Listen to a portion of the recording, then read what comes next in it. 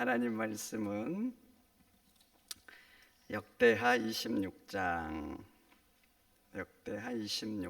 16절부터 21절. 역대하 26장 16절에서 21절. 우리 교도하도록 하겠습니다. 16절부터 26절. 16절 제가 먼저 읽습니다. 그가 강성하여 짐에 그의 마음이 교만하여 악을 행하여 그의 하나님 여호와께 범죄하되 곧 여호와의 성전에 들어가서 향단에 분향하려 한지라.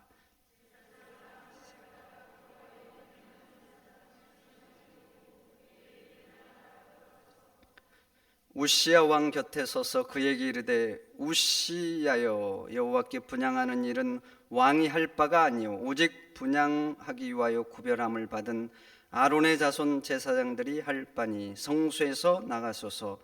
왕이 범죄하였으니 하나님 여호와께서 영광을 얻지 못하시리이다.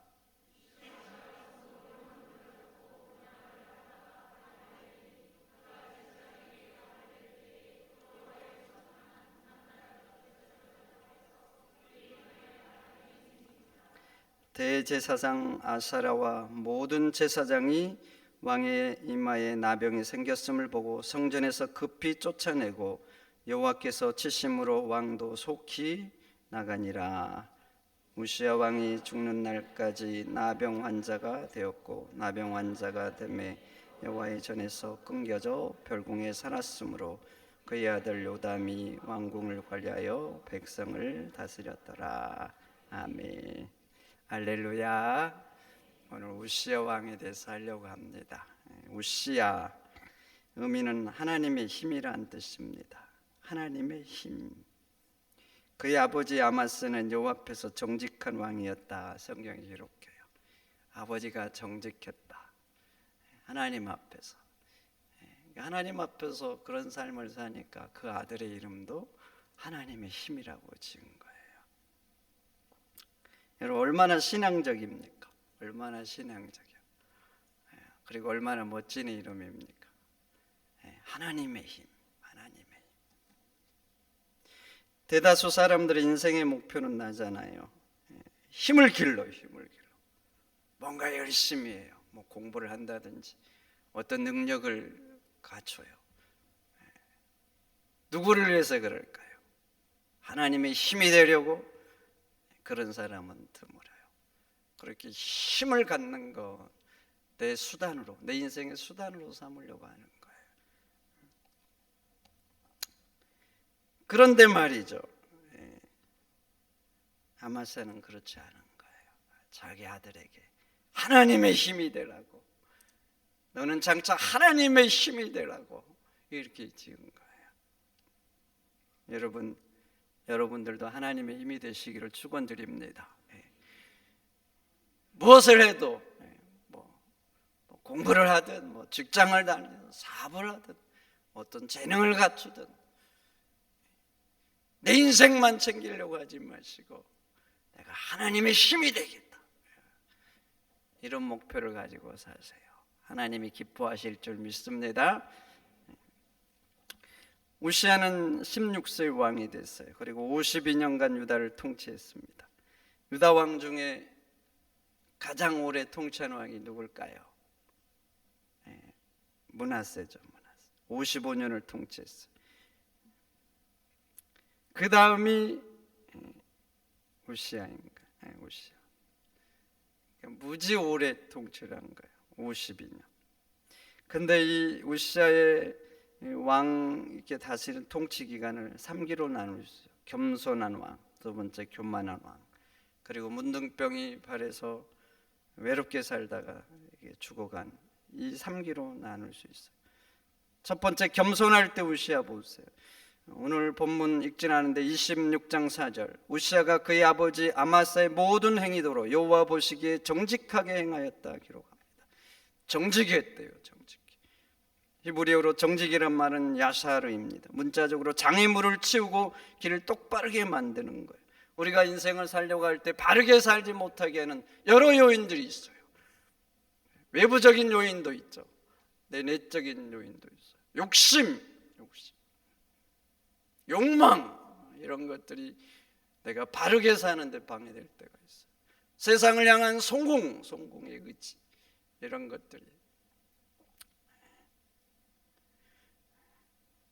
그런 것들을 말이죠. 근데 우시아 봐보세요. 그런 바르게 사는데 방해되는 장애들을 다 제거한 거예요. 내가 바르게 사는데 욕심이 방해된다, 치운 거예요. 욕망이 그럼 치우고, 세상 성공이 내가 바르게 사는데 방해가 된다, 장애물이 그럼 치운 거예요. 그러니까 이 사람의 목표는 성공 뭐 이런 게 아니에요. 많이 갖는 거 이런 것도 아니에요. 바르게 사는 거. 그래서 우리 성경에는 이걸 정직이라고 번역한 거예요. 정직. 근데 누구 앞에서 정직한가? 여호와 보시기에. 여러분 이게 중요해요. 누가 목표냐? 하나님의 눈이 목표인 거예요. 그 기준이. 세상 사람들의 눈이 기준이 아니에요. 세상 사람들. 하나님의 눈이 기준이에요. 여러분, 불꽃 같은 눈동자, 하나님의 눈을 기준으로 살아야 언제든지 정직할 수 있습니다. 누가 보든 안 보든, 알아주든 안 알아주든 항상 정직할 수 있어요.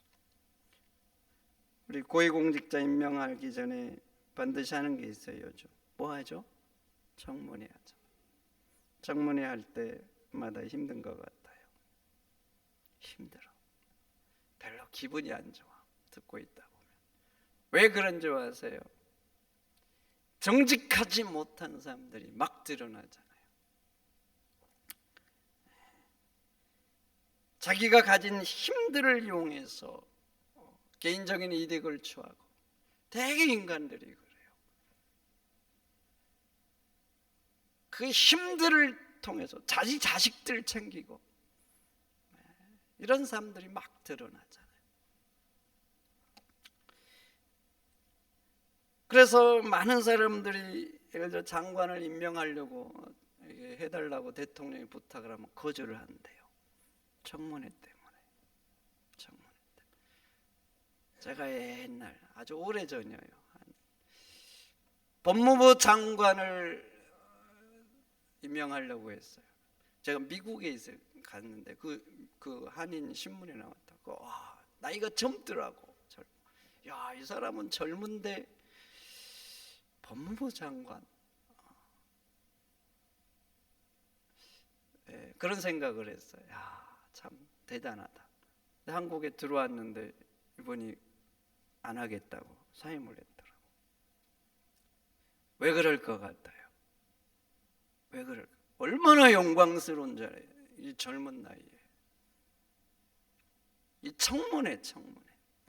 과거의 삶이 정직했다면, 자랑스러웠다면 사임을 하겠습니까? 여러분들, 예수 믿는 사람은 그래야 돼요. 과거의 삶이 드러났을 때 두려운 게 아니라 기대를 해야 돼요. 오히려 예수 믿는 사람은 이렇게 살아왔노라고 보여줄 기회인 거예요. 다니엘 봐보세요. 적대자들이 그를 끌어내려고 다 뒷조사하는데, 뒷조사를 한 그들의 고백이 뭐예요? 다니엘에 대한 뒷조사를 다 했어요. 찍어내려고 흠을 잡았어. 다 조사를 하고만 아무 틈, 아무 허물을 찾을 수 없었더라. 그래서 종교적인 그거 가지고 흠을 잡아서 찍어내려고 다니엘서에 나오는 기도 사건이 나오는 거예요. 여러분, 사람의 눈을 기준으로 살아가면 사람들이 안 보이는 곳에서, 모이는 곳에서는, 감출 수 있는 곳에서는요, 내가 가진 것들을 가지고 그렇게 가는 거예요. 내 이득, 내 만족, 내 가족, 내 자식들.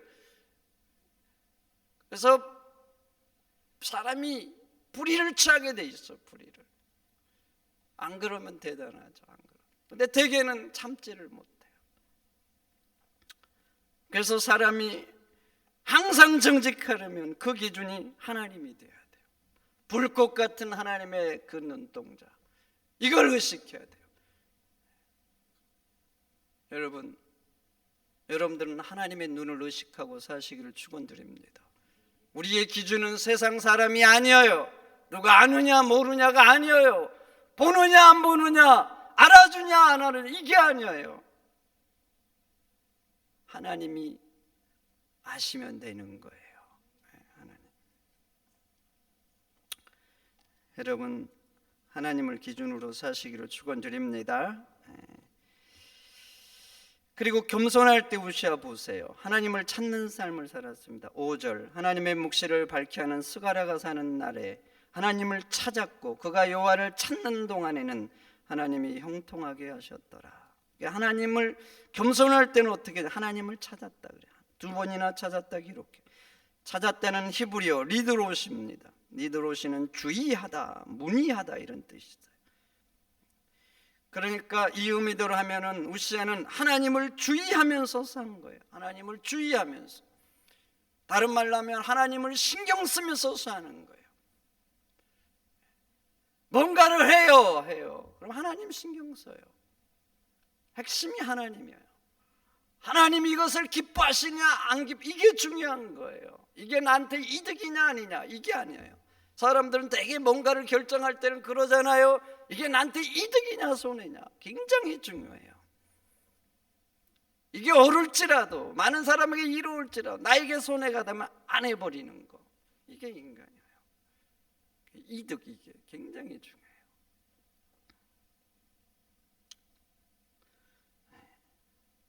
내 성공할 수 있느냐, 이런 것도 굉장히 중요하죠.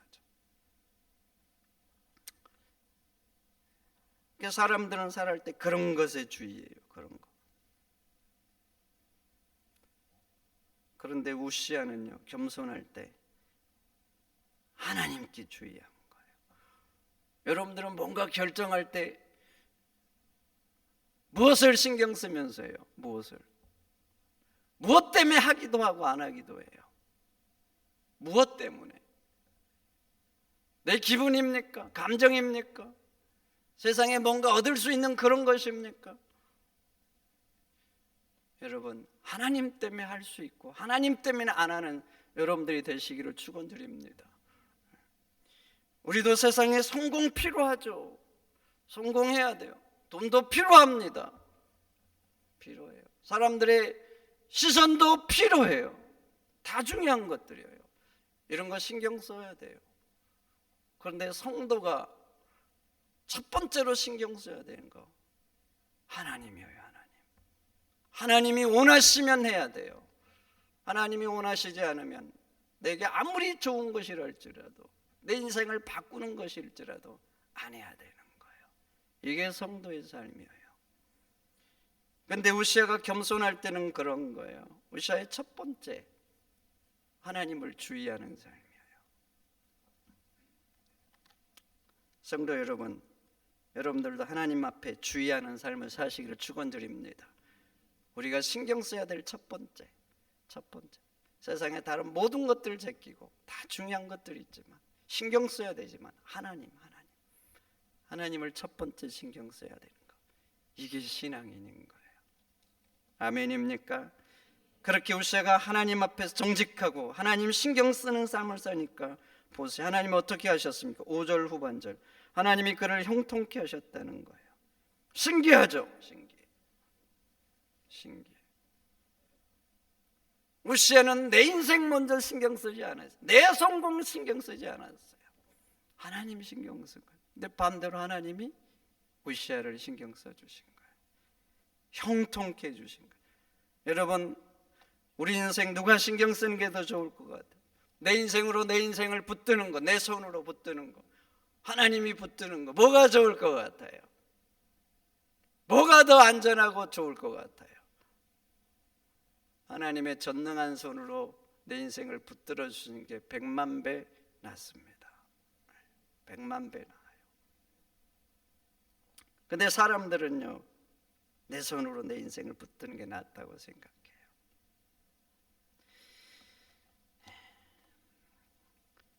사람들 비행기를 타면 난기를 만나면 두려워하죠. 두려워해요. 제가 어디를 갔다 오는지는 모르겠어요. 외국 갔다가 들어오는데 난기를 만나. 그날은 진짜 이렇게 심하더라고요. 비행기가 뭐 훅훅 떨어져. 훅훅 떨어져. 봤더니 사람들이 누구한테 기도를 하는지 모르겠어요. 뭐 종교가 다양하니까. 근데 다 엎드려서 기도를 하더라고. 한번 떨어져 보세요. 기도가 나오는지 안 나오는지. 적당히 떨어지면 되는데 막 이게 떨어지면 그 느낌 있죠, 막 쑥쑥.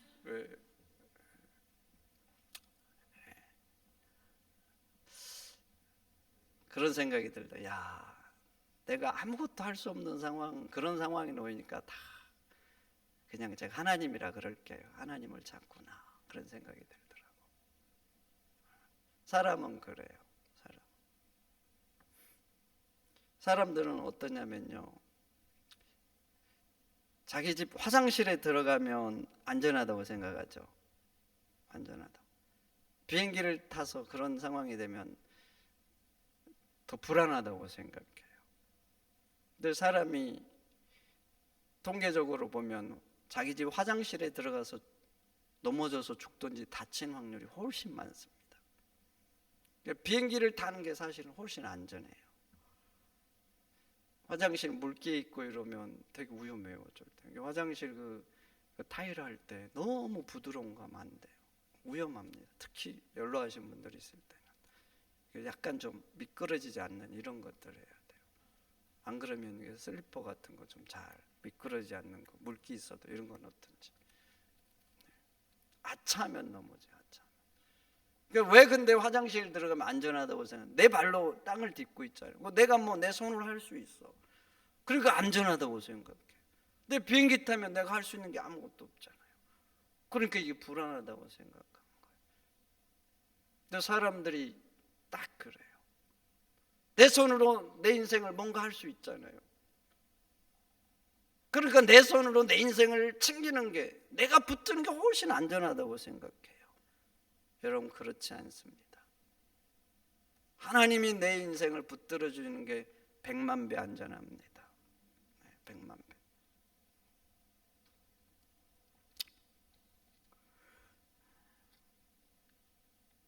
그러니 여러분들도 하나님 신경 쓰는 삶을 사세요. 왜 하나님께서 우시아의 삶을 형통케 하셨겠어요? 하나님 신경 쓰니까 그런 거예요. 내가 내 인생 붙들기보다 하나님 먼저 신경 쓴 거예요. 하나님 주의하고 사시니까. 반대로 하나님께서 우시아의 인생을 붙들어 준 거예요. 그래서 형통케 하신 것입니다. 그래서 한번 봐보세요. 그렇게 하나님이 신경 써주니까 우시아가 어떻게 되는가? 6절 8절 보세요. 전쟁에서 족족이 승리했습니다. 블레셋을 쳐서 가드와 아스돗을 점령했다 그래요. 6절 8절. 블레셋에서 가드와 아스돗은 우리나라 서울과 부산쯤 되는 도시, 아주 중요한 핵심 도시죠. 핵심 도시. 왜 여기를 점령한 거예요? 그리고 아라비아 사람과 마흔 사람도 쳐서 이겼어요. 그리고 조공을 받은 거예요. 그리고 8절 후반절 보세요. 우시아가 매우 강성해져서 이름이 애굽 변방까지 퍼졌다 그래요. 애굽 사람 변방까지 퍼졌다는 건 애굽의 모든 사람이 우시아를 알게 된 거예요. 하나님께 주의하니까 하나님께서 우시아가 가는 곳마다 승리하게 한 거예요. 또 국방도 얼마나 튼튼히 했습니까? 9절과 10절 봐보세요. 예루살렘 성을 견고케 하고 광야까지 망대를 세웠다 그래요. 광야까지. 이스라엘은 위쪽으로 가면 점점 푸르러지만 남쪽으로 내려오면 이렇게 땅이 점점 메말라가요. 그래 광야를 좀 지나면 사막. 그 사막을 한참 지나면 나일강 때문에 애굽이 있는 거예요. 광야까지 망대를 세웠다. 사실은 애굽에서 이렇게 쳐들어오는 게 굉장히 쉽지가 않아요. 한참 사막을 거쳐와야 돼요. 그러니까 지중해 쪽 바닷길을 통해서 쳐들어오는 거예요. 그러니까 굳이 그런 데까지 망대를 안 세워도 돼요. 근데 강성해진 거예요. 그러니까 철저히 대비를 한 거예요. 그리고 14절 위에 봐보세요. 온 군대를 위하여 방패와 창과 투구와 갑옷과 활과 물매로 무장을 했다고 그래요. 고대 군사들이 모든 군사가 방패를 갖고 창을 갖고 투구와 갑옷을 입는다, 활을 갖는다. 우리나라 사극만 봐보세요. 이런 건 장군쯤 돼야 돼요. 장군쯤. 이러기가 쉽지가 않아요. 근데 우시아 때는 그렇게 된 거예요. 강성해지고 부유해진 거예요. 부유해져. 그러니까 이렇게 되는 거예요. 또 15절 이어 보세요. 많은 무기들을 새로 개발을 했어요. 그리고 성을 배치하고 또 다른 그 전후를 봐보세요. 농사하기를 좋아가지고 백성들이 또 먹을거리를 위해서 또 이렇게 힘썼잖아요.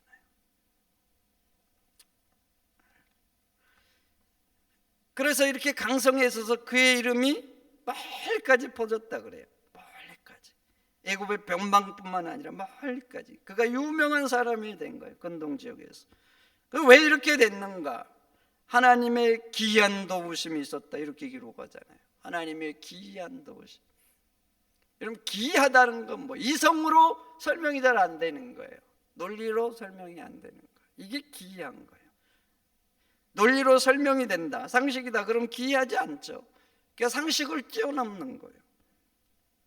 저 사람은 저런 상황에서 망해야 되는 거예요. 근데 망하지 않고 오히려 잘 되는 거예요. 그게 기이한 거예요. 일이 안 풀려야 돼요. 안 풀려야 돼요. 근데 풀린 거예요. 왜 그렇게 되는 거예요? 하나님이 도우신 거예요. 도우신 거예요. 왕하 14장에는 오늘 본문의 상황이 비슷하게 나옵니다. 왕하 14장. 그러니까 이 왕하 14장에도 오늘 본문이 기록이 돼 있어. 비슷하게. 약간 관점이 다르지만. 근데 왕하 14장에는 우시아를 아샤라고 합니다. 아샤라. 이름을 바꿨어요. 신기하죠. 우시아인데 아샤라라 그래요. 아샤라의 의미가 있어요. 여호와께서 도우셨다, 이 의미예요. 여호와께서 도우셨다. 원래 이름이 우시아예요. 근데 왕하 저자는 아샤라라고 지은 거예요. 왜 그랬을 것 같아요? 열왕기 저자가 보기에도 우시아라는 사람은 하나님이 도와주는 인생인 거예요. 이 사람은 이렇게 잘 될 만한 뭐가 없는 거예요. 없는 거. 특별하지 않는 거예요. 그런데 이상하게 하나님이 이 사람을 잘 되게 도와준 거예요. 그래서 우시아를 아샤라, 하나님이 돕는 사람이라고 이름을 바꿔서 기록하고 있는 거예요. 여러분들이 하나님을 신경 쓰잖아요. 하나님 신경 써보세요. 하나님의 기이한 도우심이 우리에게도 있을 줄 믿습니다. 적당히 신경 쓰지 말고 온 힘으로, 온 마음으로. 적당히는 누구든지 감동시킬 수가 없어요. 적당히는 세상도 성공할 수가 없어요. 적당히. 그거 가지고는 승부가 안 돼요. 세상 일도 적당히 안 되고, 공부도 적당히 안 되고, 신앙도 그래. 적당히 가지고 할 수 있으면 뭘 못하겠어요. 감동이 되게. 하나님이 감동이 되게. 봉사도 할 만해서 하는 거 감사한 거예요. 그런데 할 만해서 하는 건 보편적으로 다 해요. 할 수 없을 때 하는 거 봐보세요. 할 수 없을 때 하는 거. 여기에 승부가 있어요. 여기에서 승부가 나는 거예요. 그래야 하나님이 감동하시죠. 너도 하고 나도 하고.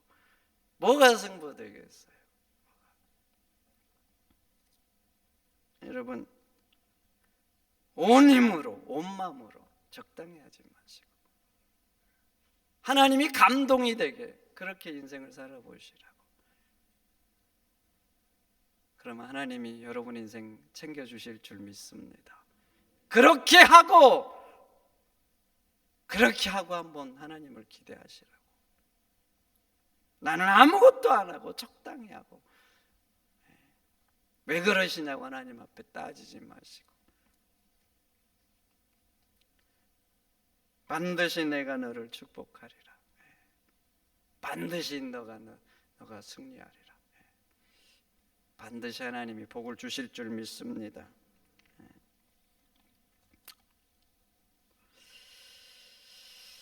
그래서 말이죠, 하나님의 귀한 도우심으로 이게 강성해진 거예요.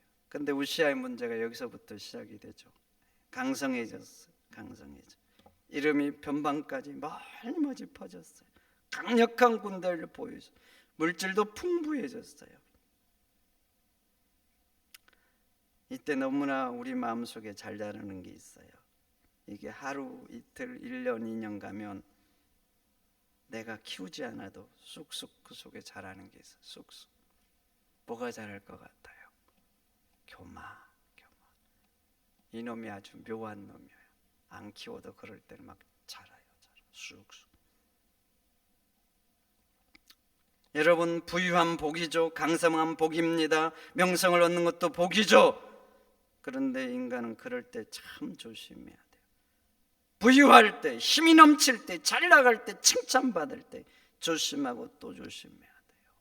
교만하지 않도록. 인간은 약할 때, 부족할 때는 오히려 겸손하기가 쉬워요. 자랑할 게 없잖아. 내세울 게 없어서 그냥 겸손 안 하려고 그래도 겸손해져요. 그런데 강성해지면은요, 외회가 없어요. 외회가.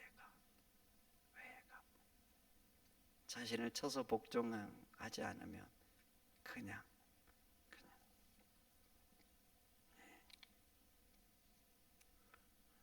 제가 한동안 참 좋아했던 목사님이 계셔요.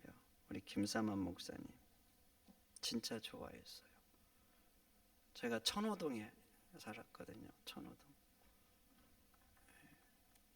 그 명일동하고 거기 천호동, 암사동, 명일동이래. 명일동 명성교회가 있잖아요.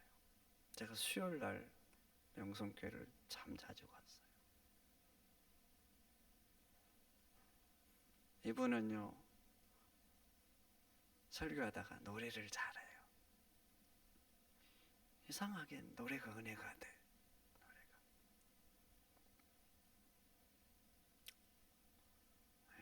참 좋아했는데 이분의 목회가 뭐였냐면 머슴 목회였어요. 머슴 목회. 스스로가 머슴 목회. 자기는 하인이라 생각하고 교회 일을 한 거예요. 그러다가 교회가 커지고 대형 교회가 되고 1년, 2년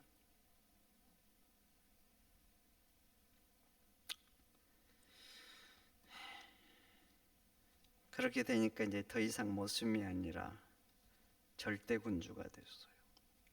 절대. 대형 교회 된 후에도 제가 이제 자주 갔는데, 그때는요, 그분 앞에서 그 누구도 큰 소리를 못 쳐.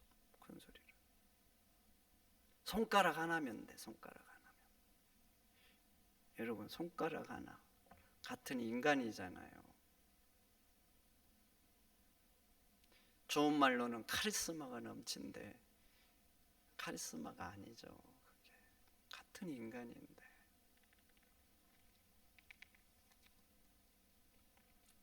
스스로 머슴이라 했던 분이 절대군주가 돼서 지금도 은퇴했지만 왕처럼 그 교회에서 군림하고 한 교회뿐만 아니라 한 노예를 좌지우지하고 우리 교단을 막 흔들흔들 시키잖아요.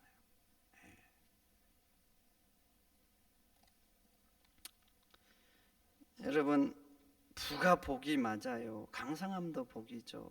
근데 이게 끝까지 복이 되려면 겸손해야 될 줄 믿습니다. 겸손해야 돼요. 겸손해야 끝까지 되는 거예요. 겸손하지 않고 교만해지면 이 복이 나에게 저주가 돼요. 저주가. 하나님 앞에 가서 얼마나 책망을 받겠어요. 한때는 한국 교회에 부흥의 주역이었어요. 부흥의 주역. 한국 교회가 언제부터 내리막길을 간주하세요? 교회는 이미지가 굉장히 중요해요. 이미지, 종교잖아요. 종교 이미지가 가면 가요. 한국 교회 이미지를 망치는 첫 번째가 세습이에요. 세습. 두 번째가 코로나. 그래서 요즘은요 굉장히 부정적이에요. 교회가 망쳐드는 그 요인 중에 이미지.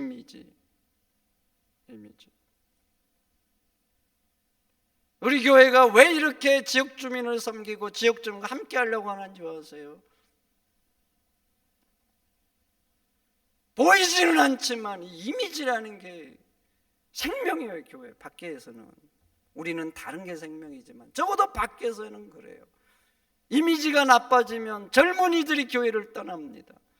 교회 하나요. 젊은이들이 교회를 떠나면 그 교회는 어느 교회든지 어느 세계 어느 다 망쳐듭니다. 근데 지금 봐보세요. 한국 교회 전에는 청소년들이 3% 4%, 지금은 청년들이 2%밖에 안 돼. 기독교인 2%. 미전도 종족이에요. 이미 청년들. 나는 그래서 우리 청년들이 수요일 날 금요일 나오면 마음이 그렇게 기쁠 수가 없어. 진짜 기뻐요. 오늘 보니까 청년 선배들이 후배들 밥 사줘가지고 수요일 날 교회 가자고 한다 그래서 진짜 이렇게 마음이 너무나 업적해서. 여러분 기쁘지 않아요? 후배들 밥 사주고 수요예배 가자, 금요일 날 가자. 우리 청년 선배들 너무나 감사해요. 그런데 다 그렇지가 않아. 다.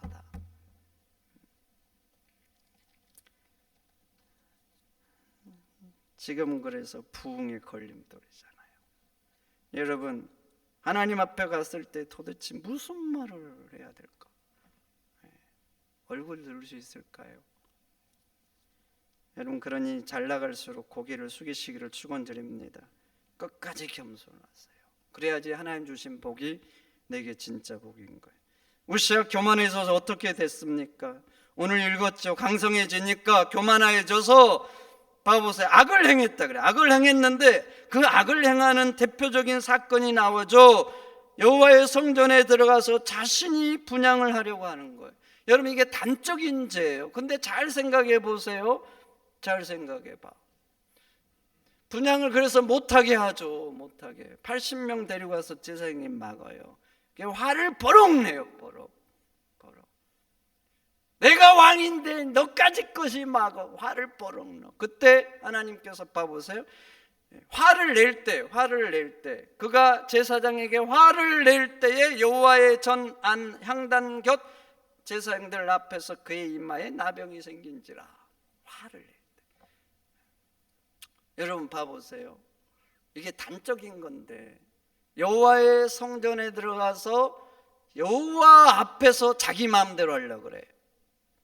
심각한 거예요. 그러니까 봐보세요. 이스라엘 사회는 여호와 중심 사회고 여호와가 어떤 존재인 줄 알아요. 하나님의 성호조차도 안 불러요. 그 사람. 유태인들은 그래요. 너무나 두려운 존재인데 근데 그것도 다른 데서가 아니라 여호와의 성전에서 여호와 앞에서 행하는 것을 자기 마음대로 하려고 그래. 그럼 봐보세요. 세상 무엇인들 자기 마음대로 하는. 이게 지금 별거 아닌 기록 같지만 성경사에 극단적인 걸 기록해 놓은 거예요. 교만의 끝판.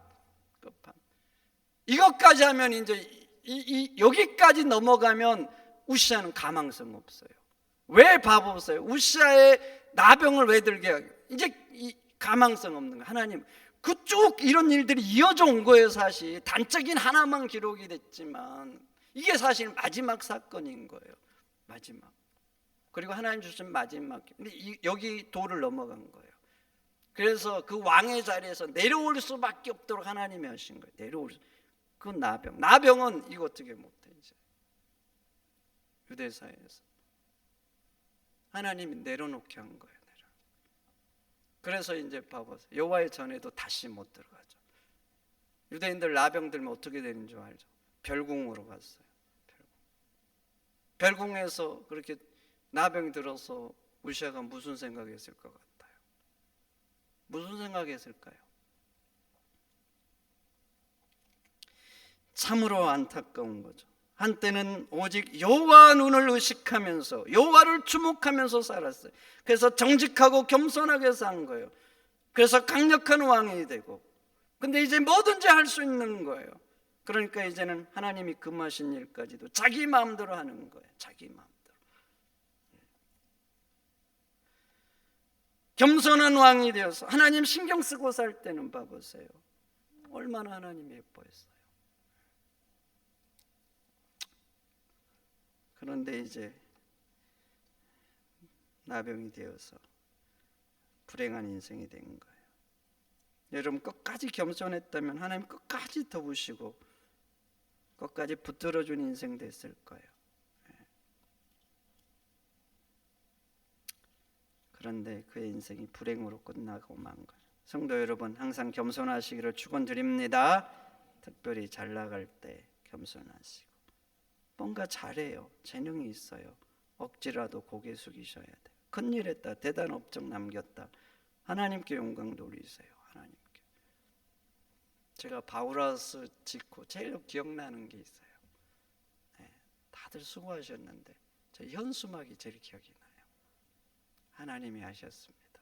여러분들은 무슨 생각으로 그걸 보셨는지 모르겠지만 그 관련된 분들 참 수고했어요. 정말 고생하신 분들도 있고.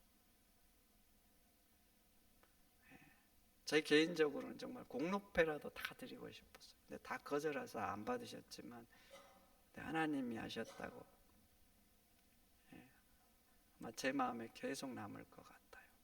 앞으로 계속 얘기할 것 같아요. 기회가 될 때마다 하나님이 하셨다고 그 하나로 설명하는 거예요. 하나님이 하셨습니다.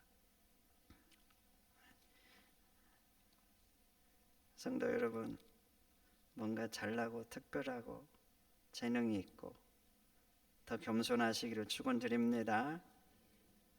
더 고개를 숙이면 사람들에게도 향기 납니다.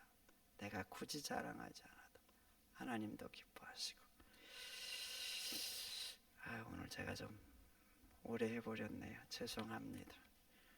기도 제목도 쭉쭉 적어왔는데 그냥 제가 한 번만 딱 기도하도록 하겠습니다. 합심해서 기도합니다.